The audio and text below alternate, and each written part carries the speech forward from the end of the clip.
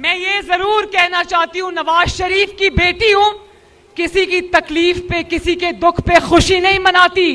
किसी की गिरफ्तारी पे खुशी नहीं मनाती, किसी की आजमाइश पे खुशी नहीं मनाती। लेकिन हां, इतना जरूर कहती हूं कि मरियम नवाज को भी ऑफर हुई थी जब अडयाला में अपनी मां को मैं छोड़ के आई नवाज शरीफ साहब के साथ गिरफ्तारी देने के लिए,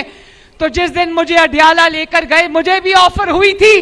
कि आप अडयाला की बजाय सहाला रेस्ट हाउस शिफ्ट हो जाएं। मैंने कहा नहीं, मैं अगर जेल जाऊंगी तो अब नवाज शरीफ के साथ जाऊंगी, मैं किसी रेस्ट हाउस में नहीं जाऊंगी। फिर अडयाला जेल में उन्होंने कहा कि अगर आप कागज पे लिख कर दे दें, आप टैक्स पेयर हैं, कागज पे लिख कर दे दें कि मुझे बी क्लास दी जाए तो हम आपको बी क्लास की सहूलतें दे देंगे। मैंने कहा नहीं, मुझे बी क्लास की सहूलतें नहीं चाहिए, मैं आम कैदियों की तरह यहां पर रहूंगी।